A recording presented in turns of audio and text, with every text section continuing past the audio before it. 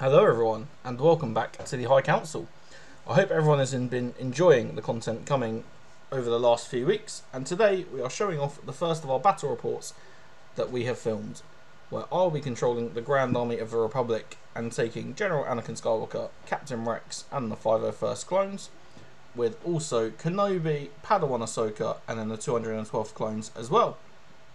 My opponent is playing with Ventress, Bo-Katan and the Clan Kryze Mandalorians, with Dooku, Jango Fett and Magna Guards as well. For the purposes of the video and to make things easier, I'll just be referring to the Republic and the CIS forces, even though Bo-Katan and the Clan Kryze don't technically fall under the umbrella of CIS, but it will just make things a lot easier for myself. A couple of pre-warnings for the video. I'm sure there are some things that we're going to do wrong. Please feel free to point them out down below, preferably in a nice way. I'm not sure that any of the things that we do drastically change the outcome of the game, and although 9 times out of 10, if one of us is doing it wrong, the other person's also doing it wrong, so it's not like one of us is getting an unfair advantage. And then secondly, I'm just going to apologise for the camera angles that are available. There was a second camera set up from the other side of the table, but for some reason that footage all became corrupted and unusable, which is very frustrating, as you'll see later in the video, the amount of action that takes place over that side of the table. We start off and roll for player 1, and the CIS win the roll, and we use the mission deck available, shifting priorities, and draw locate the asset as our first struggle. As we go, we agree to shuffle each other's order cards when they run out, and we proceed into deployment. So CIS placed their first strike team down with Ventress, Bo-Katan and the Mandalorians. The Republic then placed Obi-Wan, Padawan Ahsoka and the 212 clones in essentially an opposite position to that first CIS strike team, who then placed Dooku, Jango and the Magna Guards close down to Ventress, followed by the last deployment of the game, Anakin, Rex and the 501st, who are deployed on the opposite flank, hoping to capture some of the objectives on this side of the board.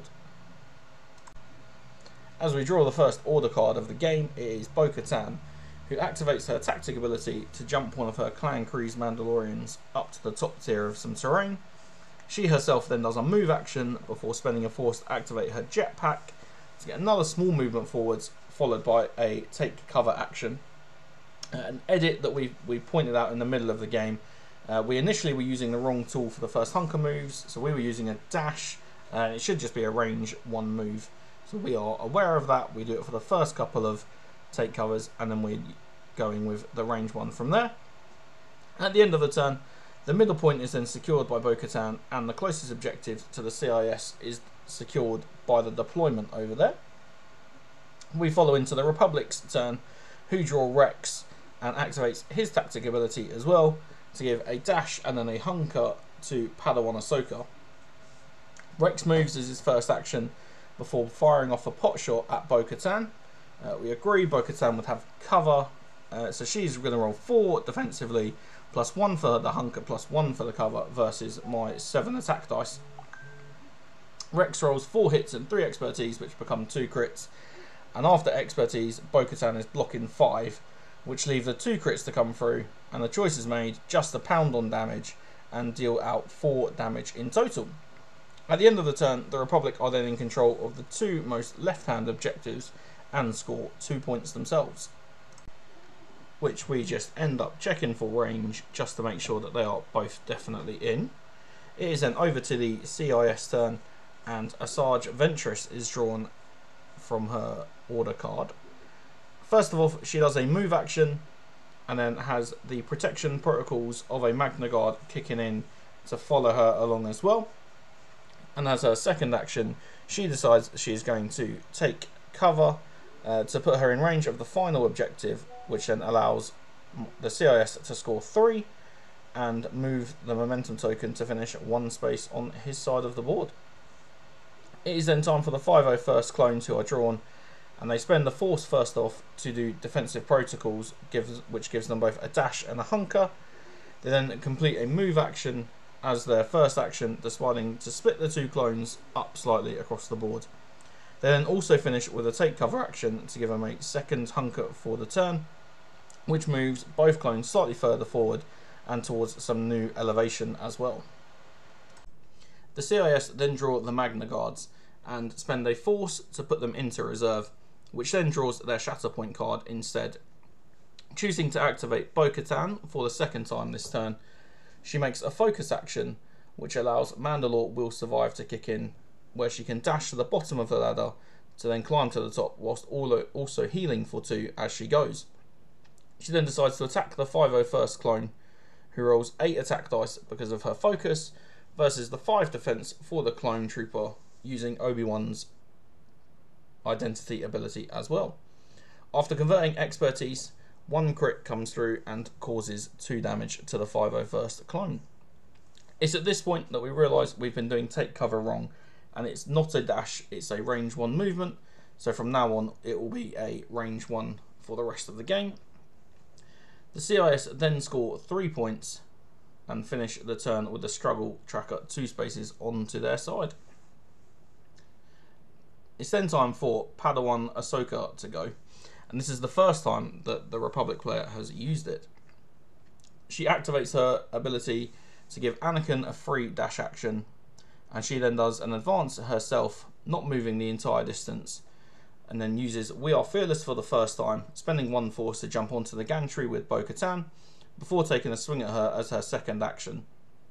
Coordinated fire from the 501st clones kicks in to give her the strange condition, and after expertise, 5 hits versus 4 blocks leaves 1 hit, which only does 1 damage and a recover, which she gives to the 501st clones to heal 1.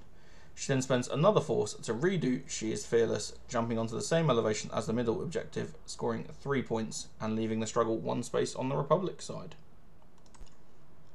Clan Crees are then drawn, and having seen Bo-Katan take some fire from the Republic forces, advance towards their leader, spending a force to activate their jetpacks before advancing towards Padawan Ahsoka.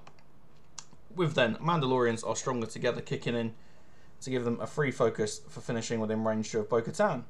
But crucially, both Mandalorians finish just outside of range 2 of Ahsoka, so we'll pop her with ranged attacks instead of melee attacks this turn. The first one attacks, and the CIS roll 2 crits and 2 hits, and Ahsoka blocks the hits with ease, leaving 2 crits coming through, dealing 3 damage and passing the pinned condition off. There was a failure in the attack roll, so Deflect kicks in and deals 2 damage back to the Mandos. The second Mando does the same attack and finishes with 0 successes, taking another 2 from Deflect. The position of the Mandalorians, however, does claim the middle objective, and the struggle moves 2 places onto the CIS side of the struggle. It's then time for General Kenobi, who is drawn, and the decision is made to put him into reserve. Because of his ability, this would allow him a triple heal and a jump action, which moves him slightly forward. The next card drawn is General Anakin Skywalker, who takes a move action as his first action, and then after a bit of indecision decides to take cover as his second action, sliding him a little further forwards, which scores the Republic 2 points, and for the first time in the game, this finishes with a struggle directly in the middle and grants us both our first momentum tokens. The CIS then draw Count Dooku, and initially we forget about his tactic ability, so he makes the advance before moving backwards and then doing his tactic ability to give both him and the Magna Guard next to him a free dash. He then takes his first action and makes an advance right up into the middle of the table, joining the melee in the middle, before flipping over his stance card into Form 2 Makeshi and swinging at Ahsoka. After we convert expertise, Ahsoka's 3 blocks cancel 2 hits from Dooku, but do still leave her with 3 crits to face. And it is decided that Ahsoka will take 5 damage and a reposition from Dooku.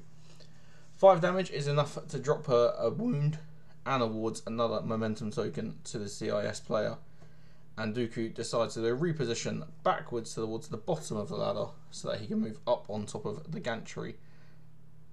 This also then scores the CIS 3 points in total. It's time for the Republic, and the Shatterpoint card is drawn, and decide that it's time for Obi-Wan Kenobi to enter the fray. Initially, the thought process was to move into the middle of the table, before I saw a sneaky Ventress hiding just the other side of the large piece of terrain at the back. The Republic player spends a force to do a hello there to complete a jump as his first action, an advance then as his first action, followed by an attack into Ventress, who is rolling 7 dice with the additional 3 from hello there for a total of 10. It is a good roll for the Republic player, who score 3 crits, 3 hits and 3 expertise, alongside 1 failure, which does give Obi-Wan 2 damage back at the end of the attack from riposte, to total 4 crits and 4 hits. Ventress rolls 2 blocks and 3 expertise, which become 2 blocks for a total of 4 blocks, cancelling the hits from Obi-Wan, but still leaving 4 crits to contend with, doing a total of 7 damage, and also popping the disarmed and exposed conditions, followed by a shove to Ventress, which does push Ventress out of range of the objective, flipping to the Republic and scoring 3 points for the Republic, leaving us back in the middle of the struggle and awarding us both momentum tokens, totaling 3 to the CIS and 2 to the Republic. The Magna Guards are then next to go from reserve. The one at the top of the screen moves to engage Obi-Wan Kenobi, and the one in the centre of the battlefield moves to try and engage the 501st clone. Unfortunately, it finishes just outside of attack range of the 501st clone. However, the one on the top of the screen is able to attack Kenobi, who with Kenobi's expertise is more than happy to deal with that attack from the Magna Guard. That does score 2 points for the CIS though, and the struggle moves 2 spaces towards that side of the struggle tracker. The Republic then choose to draw Kenobi from reserve, who spend an additional force to use hello there once more time, jump slightly to one side, which will allow a full attack into the Magna Guard, again rolling 10 dice. Kenobi is finishing it with 5 hits and 1 crit, the CIS player able to block 2, leaving 4 successes coming through, dealing the same amount out to the Magna Guard as Ventress took in the previous turn. 7 damage, disarmed and exposed, and a shove, which then scores 3 points for the Republic, and the struggle finishes 1 space on the Republic side. The final CIS turn is that of Jango Fett, who does an advance action and a jetpack to get some high mobility, and then to be able to take some shots at Kenobi from above. Kenobi does spend the force to utilise his So Uncivilized ability, rolls 3 blocks with 2 expertise for a total of 4 blocks, and then also one of Jango Fett's crits becoming a failure, which leaves Jango with 1 success and does 2 damage to Kenobi, but then does take 3 damage back from a failure with So Uncivilized. Kenobi then jumps in with his knowledge and defense ability to remove his hunker tokens, healing 1 for the 1 hunker removed, and also allowing a small dash out. Jango Fett then responds by using his capture wire to pull Kenobi straight back towards him. At this point, the CIS player then scores 2 for controlling 2 objectives, which are the one in the middle and the one closest to their deployment zone, and it is particularly close with neither general being able to take a firm lead. The last activation is that of the 212th Attack Battalion, who have been feeling very left out of the game so far, and they run up to support their generals. We check some ranges to make sure that we've got some shots at the people we'd like to, and they decide to take a combat action. The first shoots at the Magna Guard that Kenobi has been battling up with, and the second taking aim at Clan Kree's Mandalorians in the middle of the table. The clones start with 3 expertise into the Magna Guard, which become 1 crit and 1 auto damage, for a total of 2 damage and the pinned condition, and against Clan Kree's, the 501st coordinated fire comes into play and passes out the strained condition. Again, 1 crit and 1 auto damage for another 2 damage and the pinned condition here. At the end of the turn, the Republic score 3 points and move the struggle 1 stage closer towards my momentum. This now is our first opportunity to both fully reshuffle our order cards and to refresh our force as we go into what is a full-on second turn. CIS draw Clan Kree's, who become the first unit to activate a second time with their order cards. They decide to recover as their first action, which will allow them to remove the strained condition, and then there is a bit of a debate about what they do for their next action. Eventually they decide to spend the force to do the jetpack ability, which allows one to move to the top of the gantry to engage the 501st clone, contesting the middle bottom objective as we look at the screen. Combat actions are then done to attack this 501st clone, and then the second to attack Padawan Ahsoka Tano, although wounded, looking for some additional conditions to put on her. Into the 501st clones, and they are happy to block all of the incoming damage, and into Padawan Ahsoka, although there are no additional conditions that go on her. 2 crits come through, which does give her a double shove, able to push her out of the way of the objective. Deflect then kicks in, which does deal 2 damage back to the Mandalorians from a failure, which then wounds them amazingly, so an additional momentum token for the Republic. Puts us back into the middle after scoring 2 points, and we both gain an additional momentum token for 4 momentum each.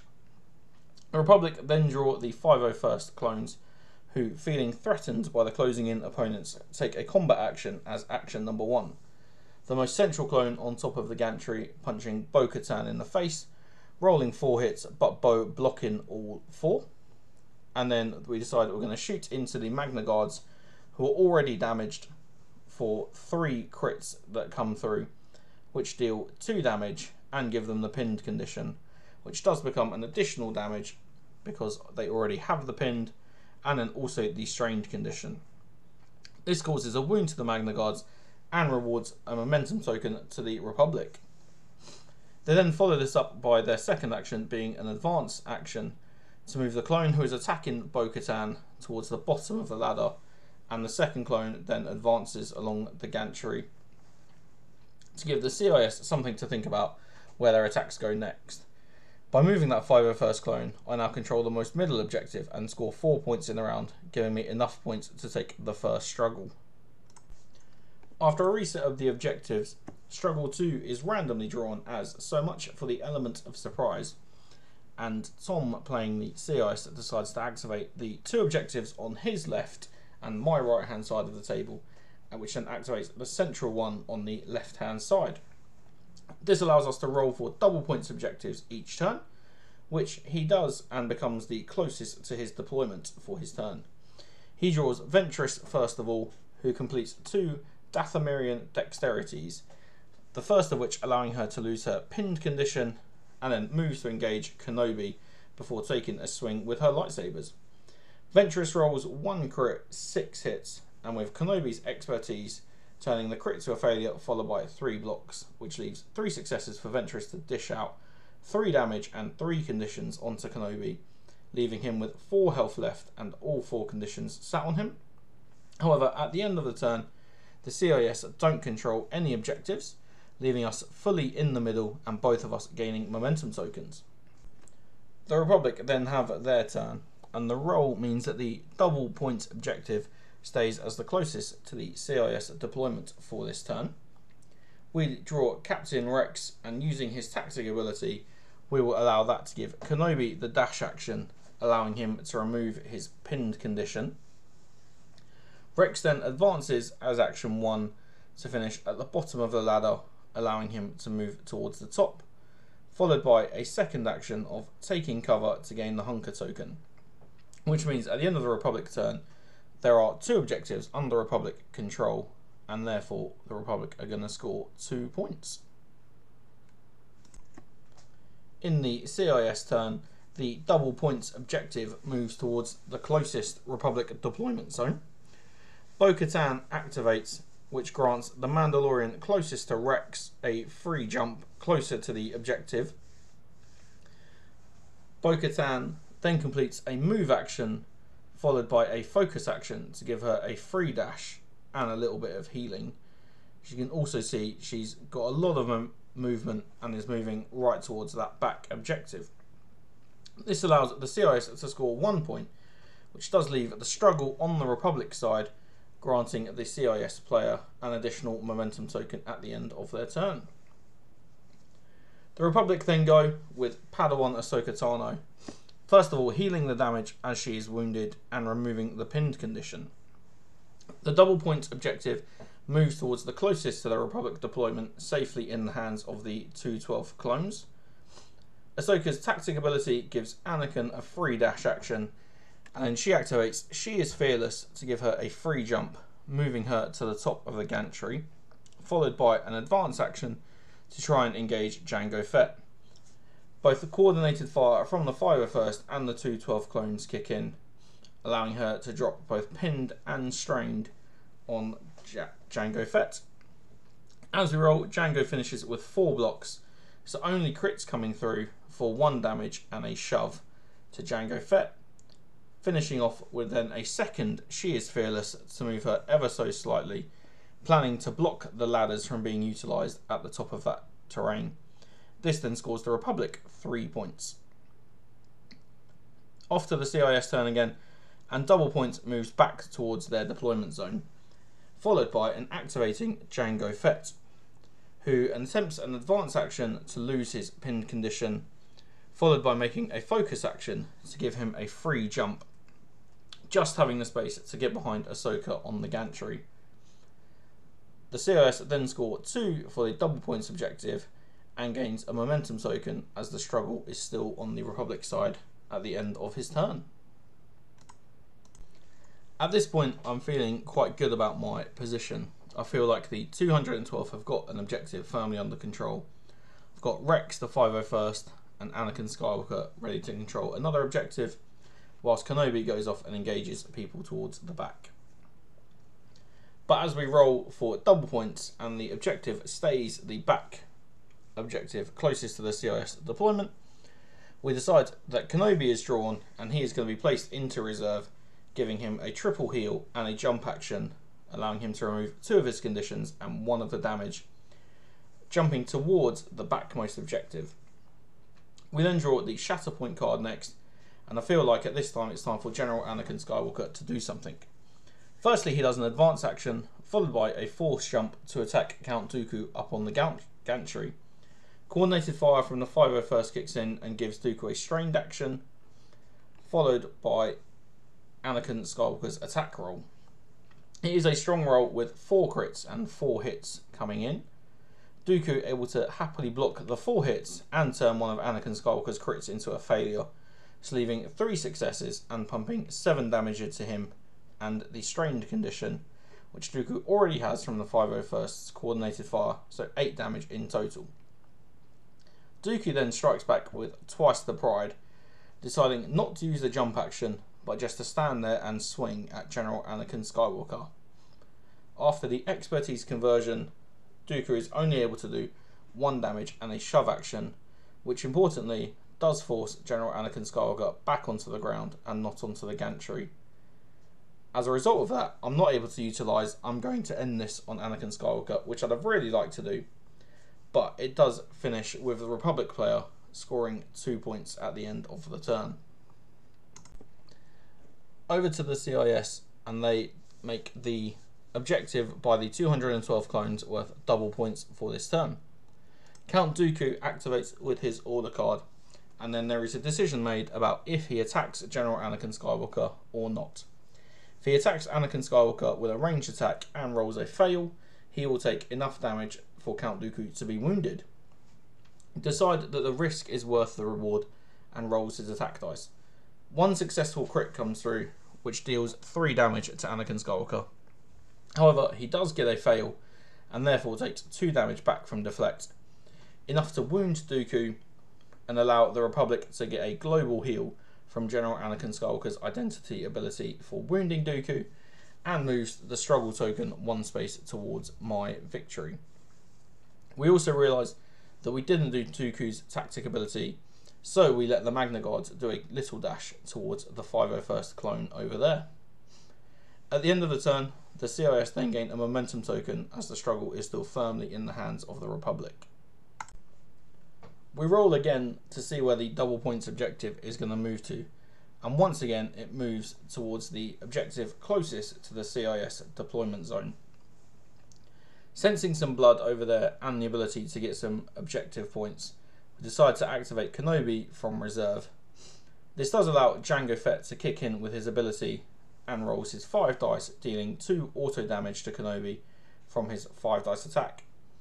Kenobi spends the Force to do a hello there move, followed by a move action to try and move into a position to capture the final objective, swinging his lightsaber at Bo-Katan with 10 dice versus Bo-Katan's 4 defensively. Bo-Katan does roll well and secures 3 blocks, but nothing on the 3 crits and 5 hits that come through from Kenobi. With 5 successes, 6 damage, 2 shoves, and a disarmed and exposed conditions on Bo-Katan. Luckily for the CIS, Bo-Katan does have protection and steadfast, and therefore only takes 5 damage and 1 shove. This does score the Republic 2 victory points for controlling the 2 objectives. Unfortunately, Bo-Katan does finish just in range of the objective, closest towards their deployment zone, to be able to keep that one active for them. Double points doesn't stay there though, and in the CIS turn, the double points moves up to the objective controlled by the 212 clones. They draw their Shatterpoint card and choose to activate Ventress, spending 1 force for a Dathomirian dexterity, followed by a move action to get into combat with the 212 clones, needing to drop enough successes to hopefully activate her Force Push as her free ability in an attack. 3 blocks from the clones leave 4 successes for Ventress for 6 damage, and then crucially getting the free action, allowing a Force Push to happen on the bottom clone, which does then secure that objective for the CIS. 3 points and a momentum token coming towards them. It is that objective that then stays live as double points, and luckily for the Republic, the 212 clones are drawn, being able to complete a move action and also spending a force for their defensive maneuver. I do think about having a combat action here, but do remember that Ventress has a riposte ability, and therefore 1 failure for me will wound the clones and make them ineffective for securing the objective at the end of the turn. So they decided to take cover as their second action, giving them an additional hunker token. This flips the objective back to the Republic, and the Republic score 3 points. Then over to the CIS to activate, and the objective closest towards their deployment goes live as the double points objective. Great news for them as they're already holding this. The Magna Guards are drawn and decide to take a move action first to lose the pinned, and then take a combat action. The Magna Guard into the 501st clone on the gantry deals 1 damage and a shove with his successes, as he loses the exposed ability loses his expertise for that attack, before the second one goes after Kenobi. 2 crits coming into Kenobi for 3 damage and 2 shoves, which is enough to wound the Jedi Master. Another momentum token is gained for wounding Kenobi, and scores 2 points at the end of the turn. Finally, over to the Republic for what becomes the last turn. The middle objective becomes double points. Knowing if General Anakin Skywalker can do a wound on someone, the Republic will then take the game.